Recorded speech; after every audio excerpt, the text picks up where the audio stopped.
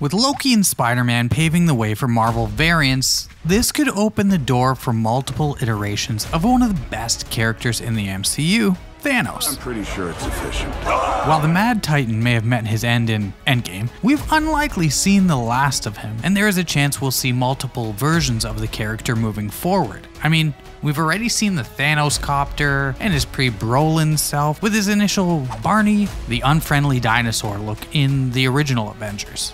But which other variants could we see exactly? Well, let's take a look. One of the biggest surprises in Marvel's animated series What If was the inclusion of Thanos, especially as they presented him as a much softer, heroic character, with him being a member of the reformed Ravagers under T'Challa's version of Star-Lord. But this isn't the only time Thanos has been on the side of good, with the What If comic book series introducing a version of Thanos who, in his reality, is Captain America.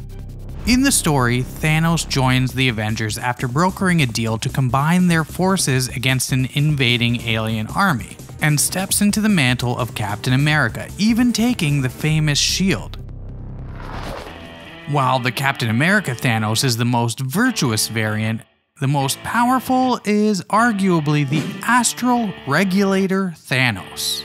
The Astral Regulator is one of the most powerful artifacts in the MCU, even more powerful than the Infinity Stones, and was created by the One Above All to keep the different universes of the multiverse from clashing into each other. So Thanos famously wins at the end of Infinity War, but his victory is short-lived as he gets his head lopped off by Thor in Endgame. However, the Earth TRN 666 version of Thanos, King Thanos, defeated all of his opponents and killed virtually every living being in the universe, becoming the ruler of a dark dystopia. King Thanos grows old as ruler until he is challenged by a younger version of himself, but the mad dictator holds out to reign supreme. The Earth TRN 666 Thanos might be the most successful, but the most cruel is arguably the Thanos of Earth 15061. In this reality, Thanos uses the Cosmic Cube, an item that can control matter and energy and answers to the will of the sentient beings that use them, to form a pair of gauntlets and, like Infinity War, erase half of life on Earth.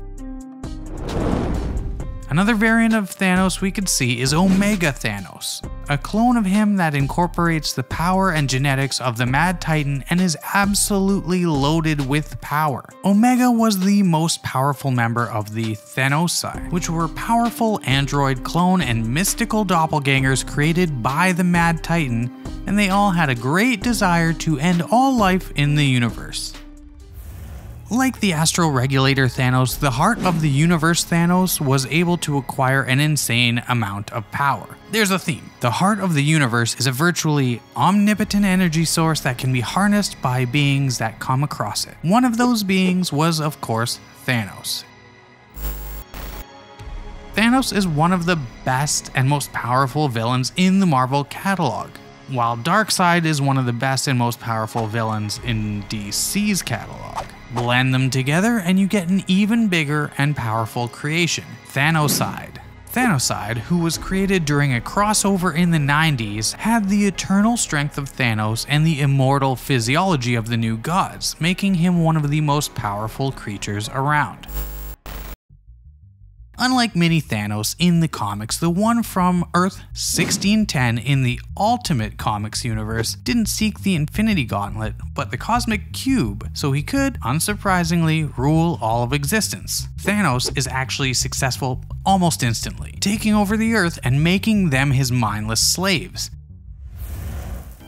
But sometimes it's not Thanos that is the master of his fate, with the corrupted Thanos from Earth 17952 leading the Poison Hive. The Poisons are a group of interdimensional creatures who can assimilate Clintar and consume their hosts to gain their likeness. And Thanos joined the Poison Hive so he could take control of the universe and exercise their power to win favor with death. But while Thanos does have some agency amongst the Poison Hive, he loses it all in the Cancerverse, as he is poisoned by the alien mini-angled ones, primordial cosmic entities that inhabit the spaces between universes, and he becomes their figurehead. However, while he does lose his mind, becoming an empty shell, he doesn't lose his raw power and ability to destroy everything around him.